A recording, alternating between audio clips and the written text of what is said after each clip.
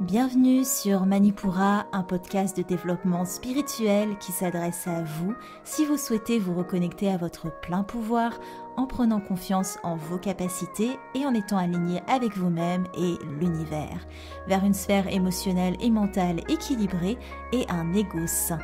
Je suis Amba, yoga thérapeute, énergéticienne, astrologue et ma mission est de vous aider à développer toutes les ressources déjà en vous. À travers des outils comme l'astral yoga, l'énergétique et l'écrit-thérapie, mon objectif est de vous rendre acteur de votre mieux-être et indépendant sur le chemin de votre spiritualité.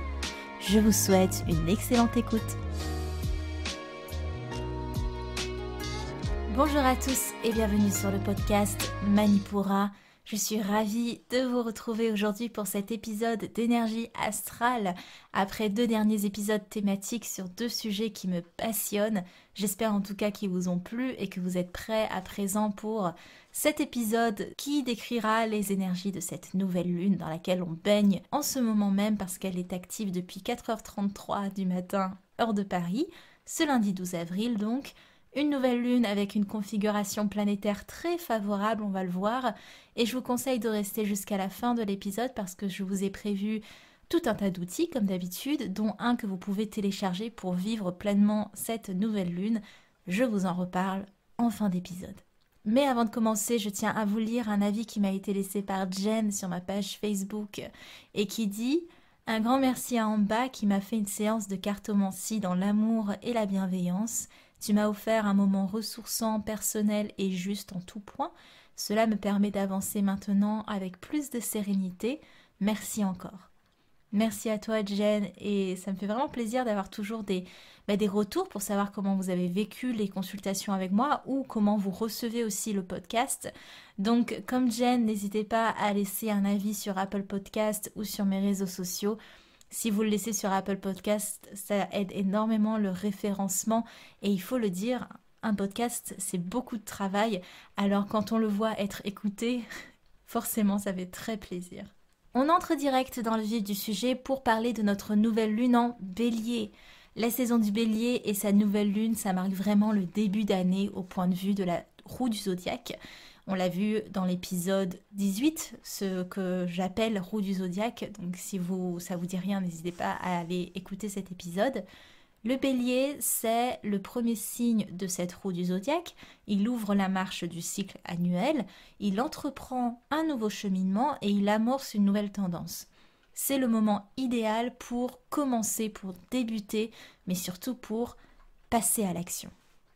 Lorsque la dernière nouvelle lune en Poisson nous demandait de finir ce qui devait l'être et que la dernière pleine lune en Balance nous sommait de trouver notre équilibre, on passait au final par des étapes nécessaires à une entrée en action préparée qui peut finalement prendre place lors de cette nouvelle lune en Bélier. Comme vous le voyez, les lunaisons ont un sens, elles ne s'enchaînent pas pour rien et ça nous permet toujours de préparer la suivante. C'est une nouvelle lune qui va nous appeler à nous connecter à notre volonté, à notre impulsion de vie. Comme le Bélier, on n'est pas invité à être dans le contrôle, si vous voulez, à être dans la réflexion. En Bélier, on va incarner la vie dans sa version la plus crue, la plus primitive. On vit car on agit, car on ose, car on incarne, justement. On ne se repose plus sur des concepts et des réflexions, on incarne ce que l'on souhaite incarner. Présent, on est vraiment dans le présent avec le Bélier, d'où l'importance des mises au point faites lors des lunaisons précédentes. On est appelé à être fort, à être insoumis, à être brave, à réveiller les qualités de notre part yang. L'action est le maître mot et même si on n'est pas encore dans la concrétisation de projets, on n'est pas dans une étape finale ici, on est amené à entamer le premier pas. C'est le moment, là, c'est le moment maintenant. Si vous attendiez un moment pour le faire, c'est maintenant. C'est l'apogée de l'instant présent, le Bélier, c'est l'action que vous portez dans le maintenant pour déterminer votre avancée et les étapes qui suivront. Il vous faut donc, au-delà de vos intentions lors de cette nouvelle lune, car je vous le rappelle, la nouvelle lune, c'est le moment de poser vos intentions pour le cycle lunaire qui commence. Ici, en plus de vos intentions, on vous demande de les incarner, d'y mettre du sien. Il faudrait toujours y mettre du sien, mais là, c'est encore plus appuyé. On ne vous demande pas d'attendre patiemment le flot de la pleine lune prochaine. Ici, votre feu intérieur s'anime et prend place maintenant. En osant agir, vous osez exister et c'est bien le point dont on peut s'inspirer chez les natifs du Bélier qui vivent pleinement leur signe solaire, c'est que la détermination est dans l'affirmation du soi. Ils osent être soi dans leur entièreté et ils osent faire ce qu'ils ont envie de faire pour leur développement personnel sans attendre l'avis des autres sur la question et sans attendre le jugement des autres sur leur personne. Donc on peut vraiment s'inspirer des énergies bélier si on manque de ce feu de volonté et de détermination. Si vous voulez, le bélier, il n'attend pas la validation de personne pour être ou pour faire. Il se valide lui-même. Si vous manquez de combativité au quotidien, si vous avez du mal à entrer en action, si vous n'osez pas vous affirmer, vous pouvez clairement vous inspirer des énergies bélier. Si au contraire vous êtes plutôt au point au niveau de ces énergies yang et feu, il sera peut-être nécessaire de les réguler parce que si vous avez ce feu déjà très présent, attention au revers des énergies bélier qui serait un petit côté fonceur mais pas dans le bon sens, un petit côté très tête brûlée. Un petit côté poussez-vous, je passe et qu'importe ce qu'il y a sur mon chemin, je ferai aucune considération. Donc voilà, il y a un petit peu ce revers-là si ces énergies sont trop développées en vous. Mais on en reparlera justement après parce que quand même, on a une belle configuration planétaire qui nous permet dans cette carte du ciel de cette nouvelle lune de réfréner les penchants dits négatifs du bélier. Donc c'est plutôt cool. Retenez simplement que cette nouvelle lune, elle est propice au commencement de nouveaux challenges, de nouveaux chapitres dans votre vie, de faire le premier pas vers vos résolutions, d'incarner vos intentions, d'user de la niaque du bélier pour agir sans vous laisser emporter par de l'agressivité et de l'aveuglement, dû au fait que vous fonceriez tout droit. Il faudra garder les autres en considération, ça va être important. Parce que s'affirmer soi, c'est pas forcément synonyme de s'affranchir du fait qu'on vit en communauté. D'ailleurs, c'est ce que les natifs du bélier ont souvent à apprendre. Le bélier, c'est l'élan de vie, c'est l'étincelle nécessaire pour entamer notre cheminement. Maintenant qu'on a vu ce qui caractérise une nouvelle lune en bélier, je vous parle de la lune en aspect, c'est-à-dire de tout ce qui se déroule au niveau des autres planètes dans cette carte du ciel pour ce 12 avril et pour les prochaines semaines à venir jusqu'à la pleine lune. Au-delà du soleil et de la lune en conjonction bélier évidemment, il y a un vrai amas planétaire et plusieurs configurations qui portent les énergies bélier comme grandes maîtresses sur la carte du ciel. Vous avez Mercure, Chiron, Vénus, Cérès qui sont en bélier et Mars, planète maîtresse du bélier, qui est en gémeaux, signe de Mercure qui lui-même est en bélier. Donc on a un bel échange énergétique entre l'air et le feu. Donc l'air va venir nourrir le feu. Et on a par contre un petit carré à Neptune qui vient un petit peu mettre de la discorde, mais pas grand-chose. Qu'est-ce que ça veut dire tout ça concrètement? Si vous voulez, l'énergie de nouveau départ, de nouvelle étape, du fait d'amorcer une tendance, elle est reportée pendant cette nouvelle lune à une large palette de votre vie, sur le niveau relationnel, intellectuel, hygiène de vie, sur votre façon de paraître, sur votre façon de vous extérioriser, mais aussi votre rapport à votre monde intérieur, à vos émotions. Donc vraiment une large palette qui est appelée à entamer un nouveau départ. On vous demande vraiment de faire table rase et de souffler un vent de nouveauté sur tous ces plans de vie. S'il y a une chose, un comportement, une croyance, une limitation, une situation que vous souhaitez changer, c'est maintenant. Et par amour pour vous, par volonté de matérialiser vos souhaits, c'est le moment, cette nouvelle lune, qui est le plus propice. Au-delà de cet aspect, il y aura un besoin fort lors de cette nouvelle lune de tisser des liens et de communiquer, ce qui est plutôt cool parce que ça vient, encore une fois, apporter la collaboration entre l'air et le feu, entre l'intellect et l'action. Et c'est en ça que je vous disais qu'on n'est pas soumis au penchant dit négatif du signe bélier, parce que l'action ici, elle est réfléchie, elle est mesurée. Alors, elle est réfléchie pas dans le sens où on attend d'avoir une grande réflexion pour le faire, mais on n'a pas ce côté on fonce tête baissée non plus, et on peut amorcer les choses sans être dans l'impulsivité. Il y a également un respect entre ce qu'on dit et ce qu'on fait. La parole rejoint l'action, et c'est une belle harmonie dont on peut vraiment profiter entre l'air et le feu dans cette nouvelle lune. On peut parler du bel aspect qui est fait avec Jupiter, donc l'action est doublée de motivation. Le ciel nous dit que l'action qu'on mettra en place lors de cette nouvelle lune nous aidera dans notre évolution et dans notre expansion. Les différents aspects entre Mars, Neptune et aussi Saturne nous demandent à ce que notre action se base bien sur notre expérience et sur la réalité du terrain, et non pas sur nos croyances, parce qu'on sera amené à jongler entre notre intuition et la réalité dans laquelle on vit. Donc là, on est vraiment plutôt porté à se concentrer sur la réalité dans laquelle on vit plutôt que les croyances qu'on avait. Et Saturne en mauvais aspect avec Uranus, ça nous rappelle au niveau sociétal, là par contre, que la confrontation entre le passé et l'avenir, la confrontation entre le vieux et le jeune, entre l'expérience passée et l'expérimentation nouvelle, donc il y a un peu une confrontation, une dissonance à ce niveau-là, et on nous demande de nous adapter par la résilience, on doit faire le deuil de ce qui a été, le changement a été certes forcé, mais il est nécessaire pour nous de trouver une nouvelle voie. Et les voyants sont au vert pour tous ceux qui adopteront le changement face à l'ordre établi. Maintenant qu'on a vu la Lune dans ses aspects planétaires, je vous donne votre horoscope lunaire qui vous plaît toujours autant, donc je vous remercie. Et d'ailleurs, j'en profite pour vous dire que l'horoscope est aussi en version écrite sur mon Instagram. Je le publie soit le jour de la nouvelle Lune, soit un petit peu avant, pour vous donner à l'écrit cet horoscope justement. Pour les signes de feu, les béliers, les lions et les sagittaires, les béliers, vous êtes évidemment mis à l'honneur et vous vous sentez pousser des ailes lors de cette nouvelle lune dont vous attendiez vraiment les énergies avec impatience depuis fort longtemps. Les lions, vous êtes vraiment poussés à tisser des liens et à vous ouvrir à votre relationnel pour guérir ce qui doit l'être. Ce sera vraiment une étape nécessaire pour passer à l'action tout ce que vous souhaitez mettre en place sans encombre. Il peut y avoir quelques remous au niveau de votre structure et de vos objectifs parce que le moment de les concrétiser, ce n'est pas maintenant.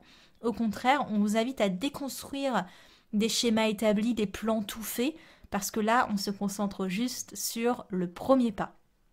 Donc en clair, on vous demande de ne pas avoir une vision trop portée sur l'avenir, mais vraiment de regarder qu'est-ce que vous pouvez faire dans l'instant pour juste faire le premier pas de ces projets-là.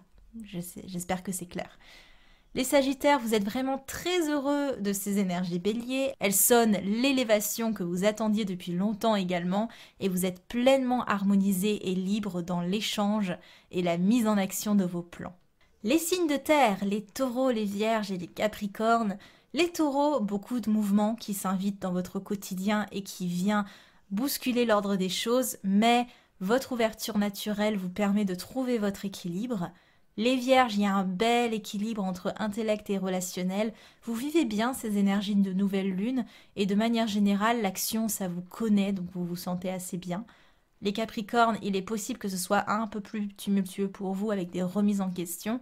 On vous demande de voir loin sur la durée et non de rester fixé sur vos blocages présents qui ont tendance pour vous du coup à plus vous enfermer qu'autre chose si vous y portez toute votre attention plutôt que au final d'être efficace pour avancer. Donc on vous demande d'avoir une vision beaucoup plus large et globale plutôt que de vous concentrer sur un point et d'y rester bloqué. Les signes d'air, les gémeaux, les balances et les verseaux. Pour les gémeaux, vous vous sentez clairement vivifié par ces énergies béliers.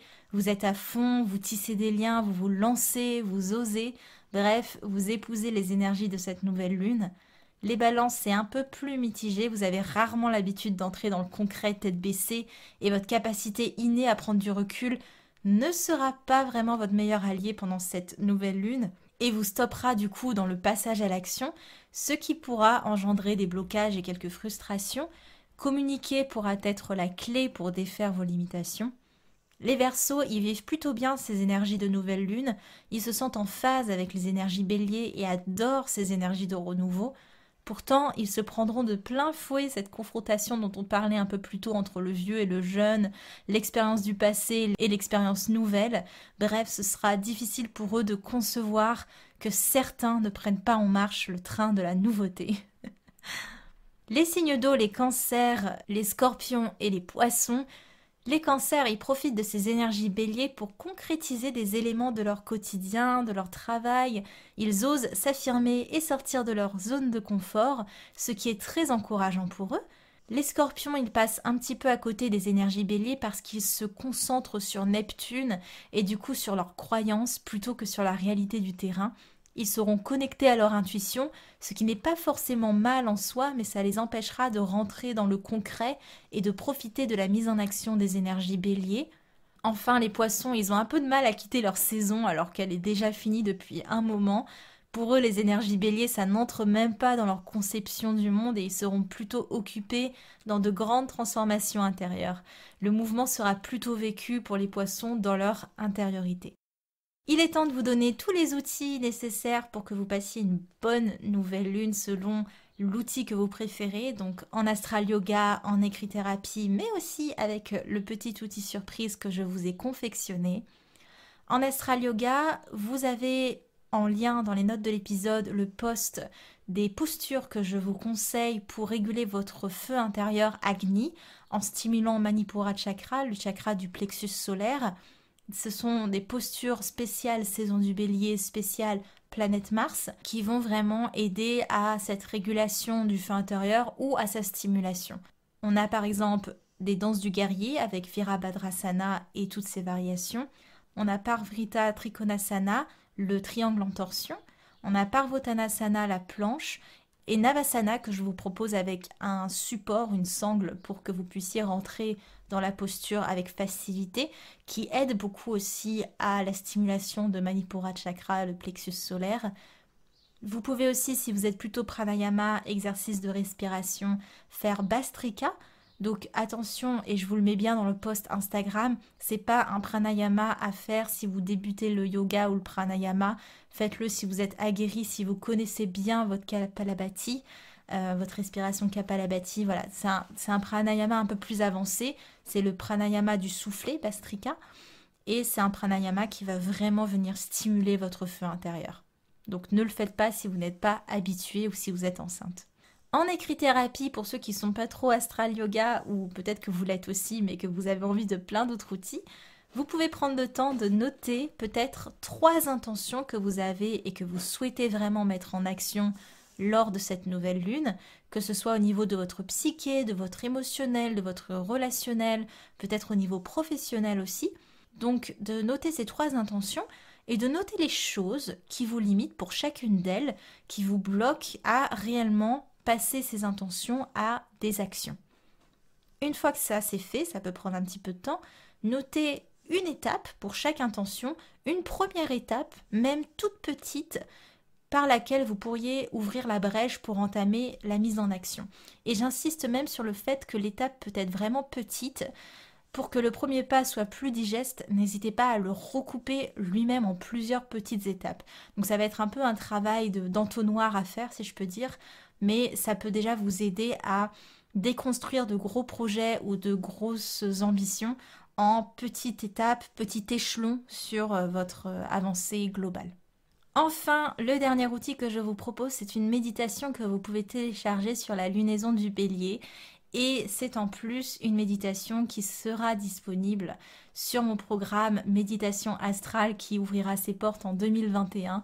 Donc c'est pour vous donner un petit avant-goût de ce que donnent les méditations de ce programme. J'espère que ça vous plaira. Et je le mets dans les notes de l'épisode, un lien du coup pour que vous puissiez télécharger cette méditation, pour que vous puissiez vraiment vivre ces énergies lunaires, ou en tout cas prendre le meilleur de ces énergies en pratiquant une méditation adaptée à ces énergies. Voilà, j'espère que cet épisode d'énergie astrale vous a plu et vous a éclairé sur les énergies dans lesquelles on baigne en ce moment. Je vous souhaite une très belle nouvelle lune en Bélier.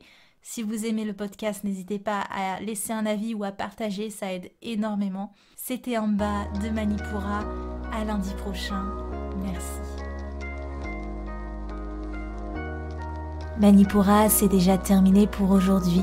Je vous remercie de votre écoute et si cela vous a plu, n'hésitez pas à partager et à me laisser un commentaire sur Apple Podcast ou sur mes réseaux sociaux. En attendant, vous pouvez télécharger gratuitement toutes mes ressources en cliquant dans le lien de la description de l'épisode pour apprendre la corrélation entre le cycle lunaire et le cycle féminin, débuter la méditation, l'astral yoga ou votre propre journal de gratitude. Quant à moi, je vous dis à la prochaine et surtout, prenez bien soin de vous.